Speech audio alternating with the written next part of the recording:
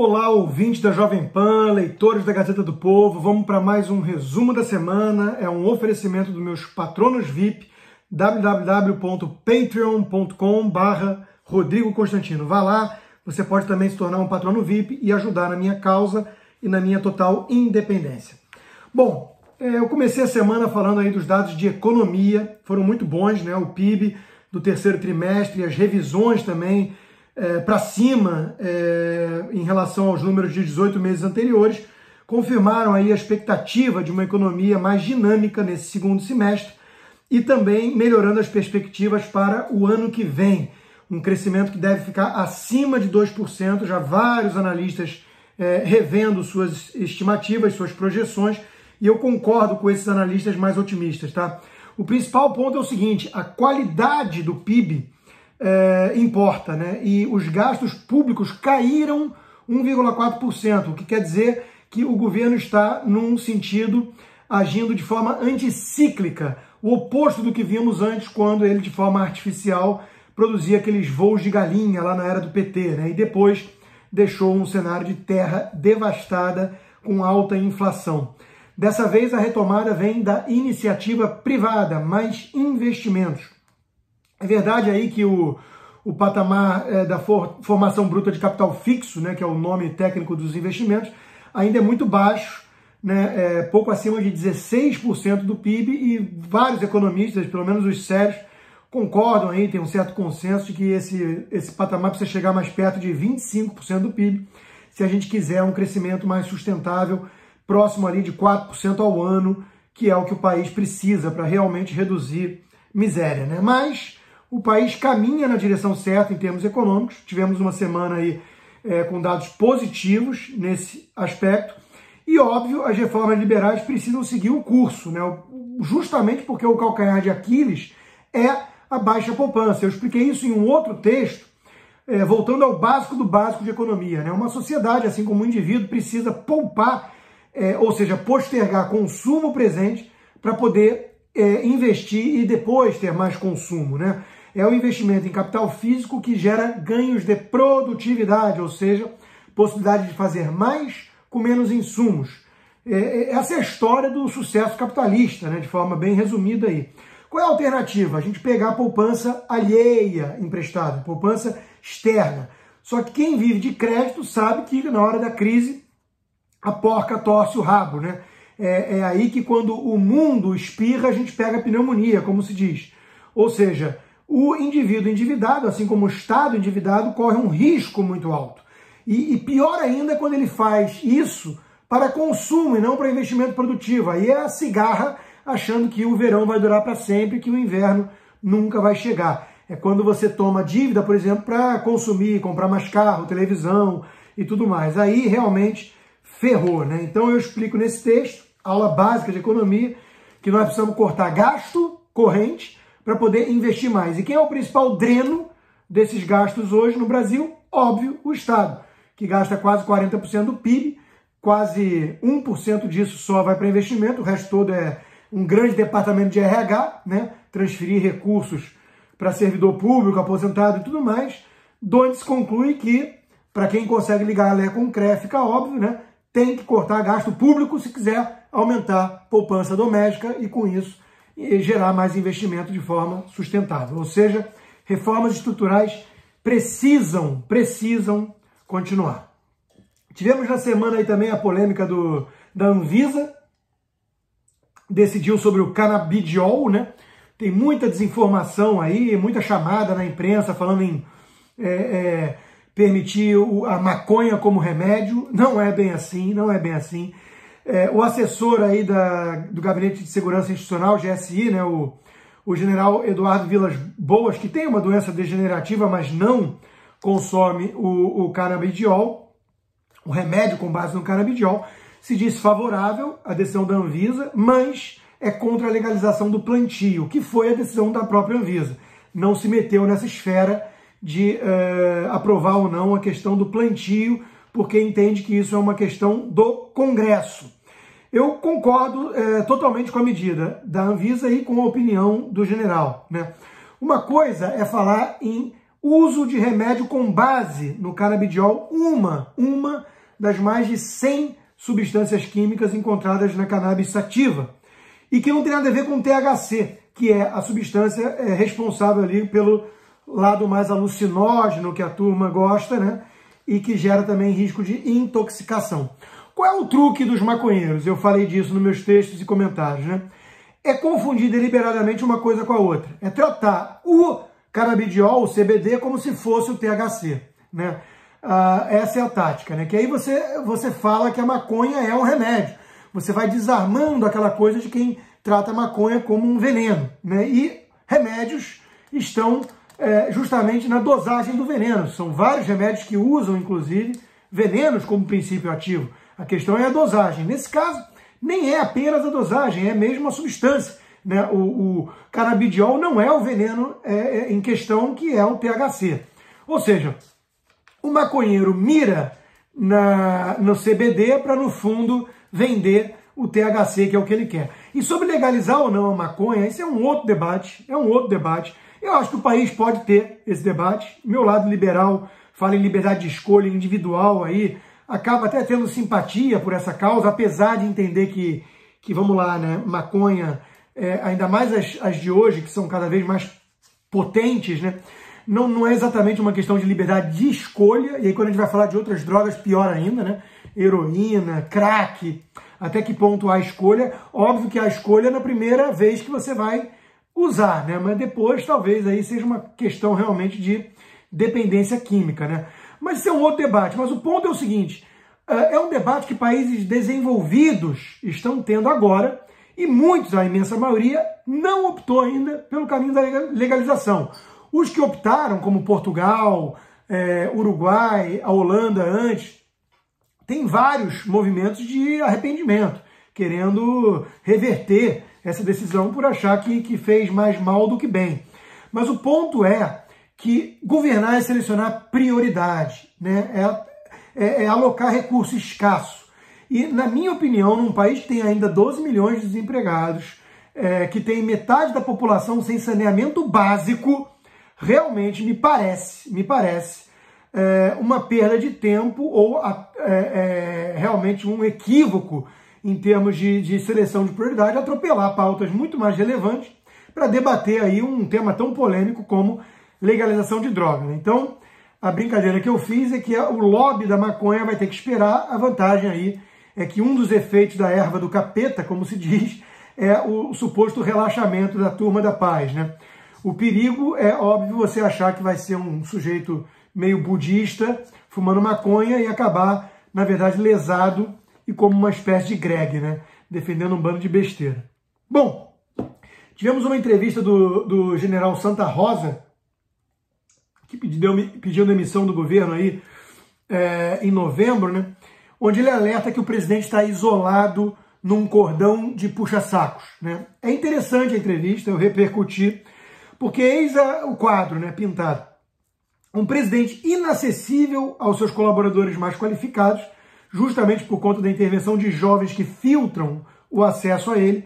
Um planejamento estratégico deixado de lado por falta de apoio do Ministério da Economia. A principal autoridade da República cada vez mais isolada pela coleção de amigos que se tornam inimigos, e tudo isso pintado aí como um quadro de default do governo Bolsonaro por esse general Santa Rosa, que era da Secretaria de Assuntos Estratégicos, justamente, né? Ele deu essa entrevista ao UOL e apontou diretamente o assessor direto ali da presidência para assuntos externos, o Felipe G. Martins, como um desses que filtra as coisas que chegam ao Bolsonaro e impede informações adequadas na tomada de decisão do presidente, né? Sobre a saída de Santos Cruz, o Santa Rosa também confirmou a tese aí de que o problema foi devido a divergências do destino das verbas do SECOM, né? Que muita gente na época levantou essa hipótese e foi acusado pela ala bolsonarista, né, de defender teses da conspiração, paranoia e tudo mais.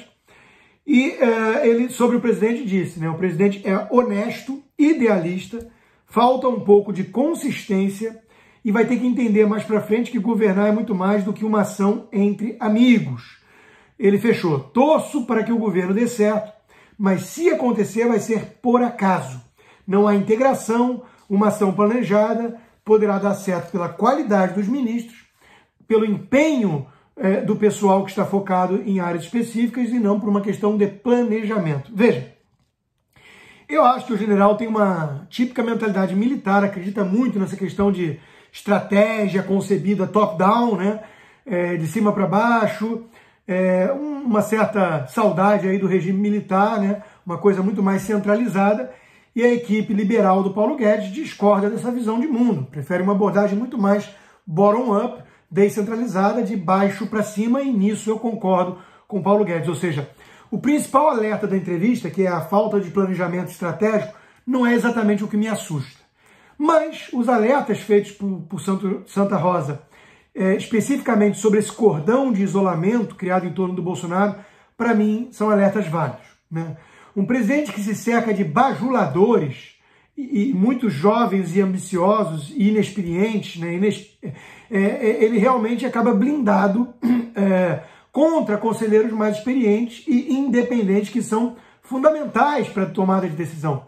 O Adam Smith já fazia esse alerta aos governantes do século XVIII, né? Falando que os reinos se cercavam muito de bajuladores e não deixavam ali a lufada de ar fresco das críticas construtivas de quem tem mais experiência e independência cheguem a eles, né? Isso é muito importante. E como eu não canso também de repetir, gente, a ala mais ideológica do governo, dominada aí pela turma do guru de Virgínia, né? E que tem forte influência nos filhos do presidente, para mim, mostra-se o maior obstáculo para o sucesso eventual do governo Bolsonaro, que eu não acho que vai ser só por acaso. Eu acho que tem muita qualidade individual, muito ministro bom, tem uma pauta correta, virtuosa, de reformas liberais, mas precisa tomar muito cuidado com essa turma. Essa turma realmente, eu acho que produz muito mais intriga e afasta muita gente boa do que gera coisas positivas e não consegue agregar. Não consegue agregar, né? É uma turma que tem um pensamento tribal, que gera atrito e conflito o tempo todo, pois bebe desse cenário de embate permanente, né? De inimigo constante. Você precisa o tempo inteiro estar selecionando um alvo para detonar, porque você só se cria em cima desses inimigos que você ataca. Isso não é saudável para um governo. Eu nunca deixo de lembrar a história do Steve Bannon, que é o principal influenciador dessa turma, além do guru de Virgínia, né? Steve Bannon foi útil como estratégia de campanha para o Trump, mas uma vez que o Trump venceu e sentou na Casa Branca para governar, ele deu um pé na bunda do Steve Bannon por perceber que era uma presença tóxica, que não agregava, né? Então é muito importante saber separar o joio do trigo aqui. Uma coisa é a estratégia de campanha, que precisa de um pouco dessa coisa tribal, para mobilizar militância e para definir os adversários de forma mais clara. Governar é muito mais conseguir agregar, selecionar as pautas prioritárias e por aí vai, coisas que essa turminha do Olavo de Carvalho não sabe fazer. Bom, tivemos aí uma continuidade na polêmica toda de Paraisópolis, né, da trágica morte de 9 jovens lá no pancadão, né? Eu esperei um pouco em respeito às vítimas e seus familiares para entrar nessa treta, mas óbvio que eu entrei na polêmica sem medo e por uma abordagem um pouco diferente, aí mais cultural, né? Enquanto muitos estavam discutindo ali de quem era a culpa, né, da tragédia, se era da polícia, se era dos organizadores do pancadão e tudo mais, eu preferi me afastar um pouquinho para enxergar a árvore, em vez de olhar só as florestas. Desculpa, eu me afastei para olhar a floresta e não ficar apenas olhando as árvores, né? Bom, ficou martelando na minha cabeça uma coisa ali que alguns disseram, né, em relação a esse caso.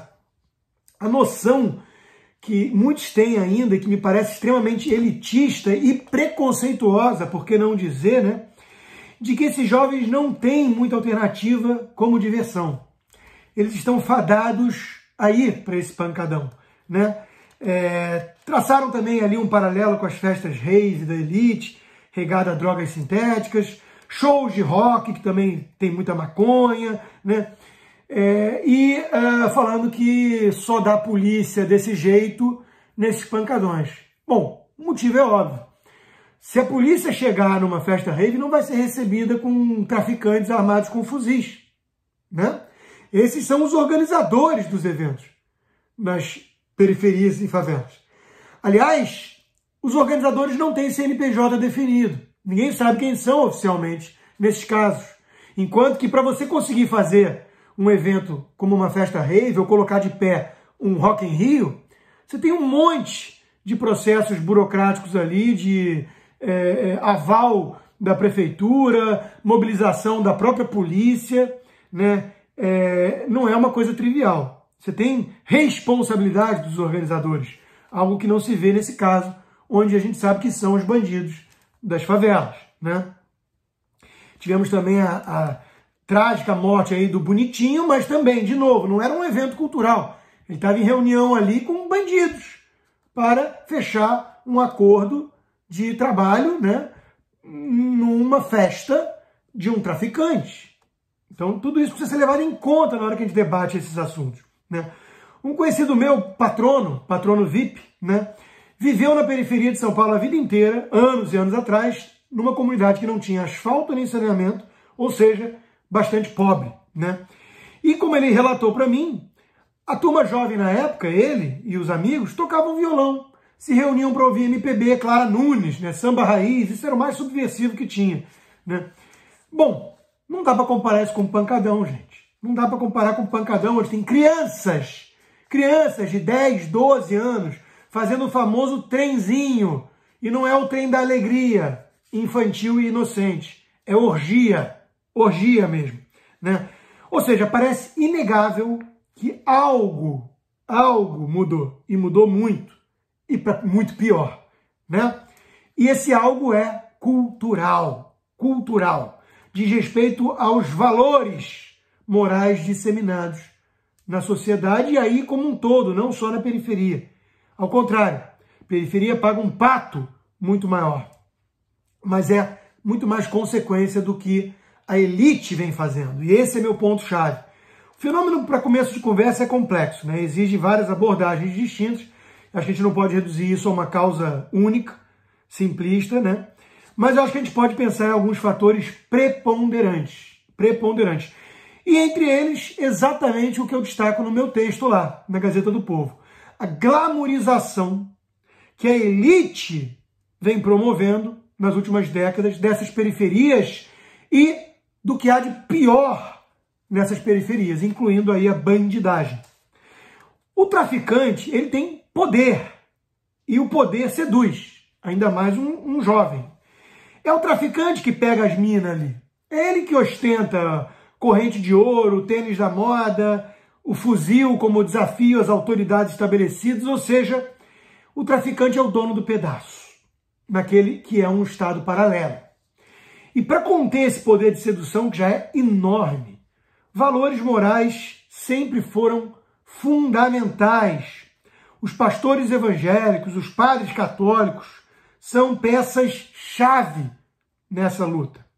A noção de que existe o certo e o errado é uma condição necessária para tentarmos blindar esses jovens dessa sedução que os bandidos exercem sobre eles, né? E tudo isso vem se enfraquecendo ao longo do tempo e com essa campanha progressista. Eis o meu ponto, né?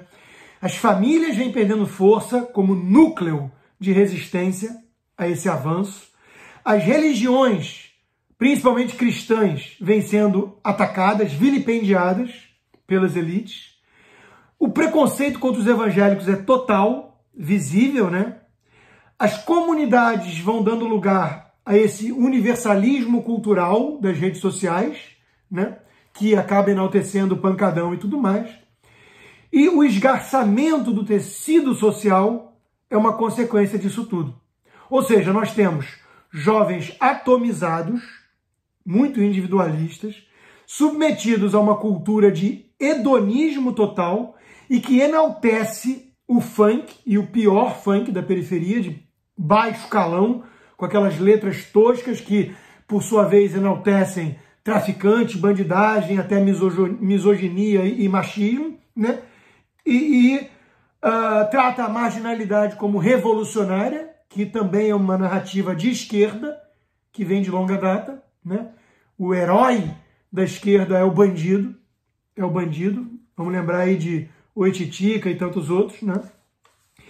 E isso tudo faz com que os jovens fiquem muito mais suscetíveis a esses encantos dos traficantes. Esse é o ponto, né? Então, a provocação que eu faço no texto é a seguinte: quem foi que disse que jovem, pobre, não pode aprender a gostar de coisa boa? Sim, coisa boa, existe coisa boa, existe coisa ruim. Não vamos cair nesse relativismo estético, ético e moral. Por exemplo, música clássica, boa literatura, né? Os clássicos, os cânones clássicos são clássicos, não é à toa, porque falam de temas atemporais, resistiram ao teste do tempo. Quando você lê Shakespeare hoje, você entende o que ele está dizendo ali, porque ele falou de coisas da natureza humana, da angústia que é a condição humana, desde sempre. Quando você lê tragédias gregas, Sófocles, idem. Isso não é igual a essa porcaria, esse lixo cultural efêmero produzido por essa turma que hoje banca a vítima e consegue holofote na mídia por conta da elite progressista covarde, sem nenhuma qualidade. Então quem foi que disse que o pobre jovem não pode aprender a gostar de coisa boa, de diversão decente, ao invés de um pancadão? Agora, se o jovem começa a dar sinais de que vai por esse caminho, né, num gueto, numa favela, na periferia, veja, ele é alvo de preconceito dos próprios pares. Ele vai sofrer intimidação, ataque. Nos Estados Unidos, aqui, se fala inclusive em acting white. Como se você, agindo dessa forma, gostando de coisas refinadas, tentando melhorar, né, o seu gosto, sua linguagem, tudo isso, você estivesse querendo ser uma elite branca. Ou seja, o que é bom é a exclusividade da elite e exclusividade dos brancos? Que barbaridade é essa, gente? E pior, a maior traição de todas. Essa elite culpada progressista endossa essa farsa. É ela que cria essa narrativa e chancela essa baboseira. E chama de preconceituoso justamente aquele que deseja nivelar todos por cima, considerando que pobre não precisa ser tosco só por ser pobre. E aí eu questiono, de quem é o verdadeiro preconceito? De quem condena o pancadão tido como cultura ou alta cultura? Ou quem acha que o pancadão é a única cultura, entre aspas, possível para os pobres? Bom, falei também aí do fundo eleitoral, né? A comissão do Congresso responsável pelo orçamento aprovou nessa semana um relatório preliminar que aumenta para quase 4 bilhões de reais o fundo eleitoral para 2020, o ano que vem, que é ano de eleição municipal. Recurso escasso tirado de saúde, educação e infraestrutura, né? É isso que a classe política está fazendo. E o presidente da Câmara, senhor Rodrigo Maia, sustentou que a ampliação do fundo precisa ser explicada à população, ou seja, tentou defender o indefensável. Disse, nas democracias, as eleições precisam ser financiadas, como se isso fosse sinônimo, então, de botar 4 bilhões de reais para bancar campanha de político, né? Alegando que o financiamento privado está vedado pelo STF. Sim, foi um erro do STF, na minha opinião, mas não se faz um acerto com 2 erros, não é mesmo? É muita cara de pau dessa turma, é uma vergonha, uma excrescência, uma indecência isso. No momento em que todos estão tendo que cortar na carne, abolir privilégios, reduzir gastos, porque o Estado quebrou, está falido. Esses bichos do pântano, esses monstros do pântano, da velha política, né, quererem praticamente dobrar o gasto com campanha eleitoral.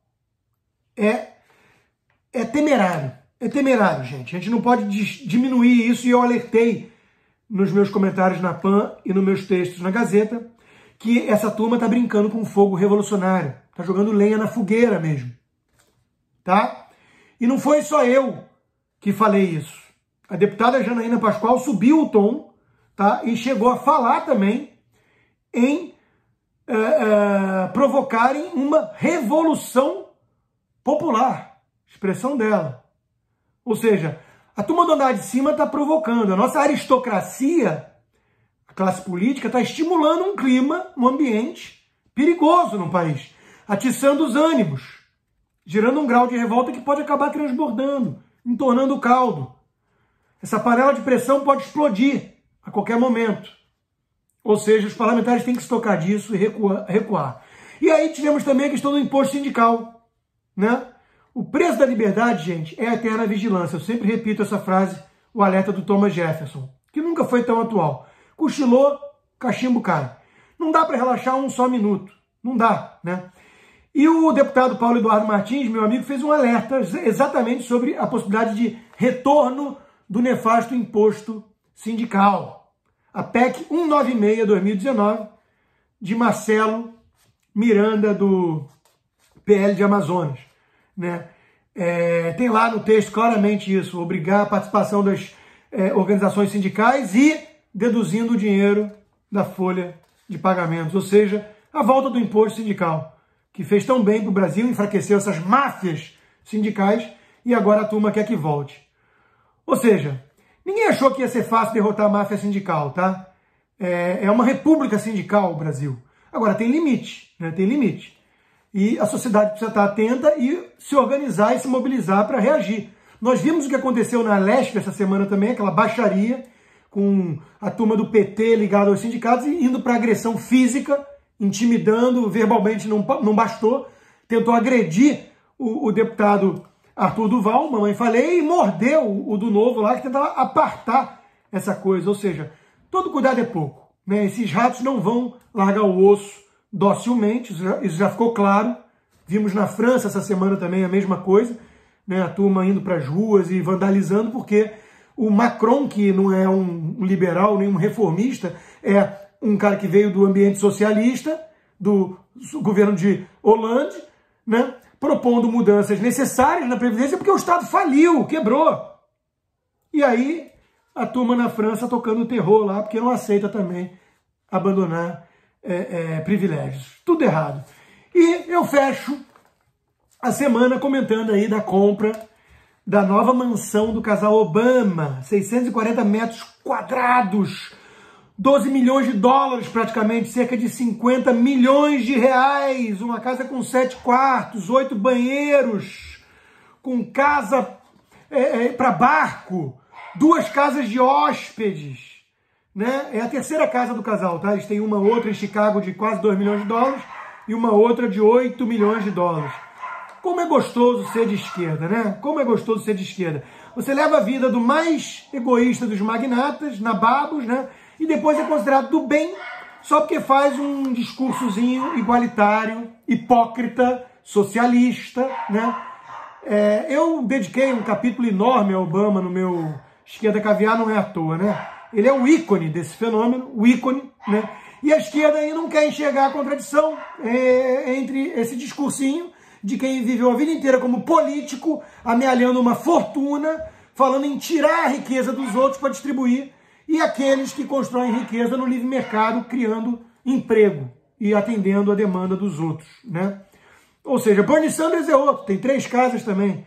É doce a vida hipócrita desses multimilionários esquerdistas que falam em nome da igualdade, enquanto vivem como os 0,01% dos mais ricos. E detalhe, a mansão em frente ao mar. Ou seja, Obama também não está tão preocupado assim com tal aquecimento global, com o alarmismo todo feito por ele, por Al Gore e companhia. É muita hipocrisia, gente. Ser de esquerda é hipocrisia, até porque alguns falam que é inveja. Não, eu não tenho nenhum problema com a riqueza, desde que construída no livre mercado, tá? E sem hipocrisia, né? Inveja mesmo é o socialismo, que aliás é a mais pura idealização da inveja. É isso, meus caros. Muito obrigado pelo fundamental apoio. Bom fim de semana e até semana que vem.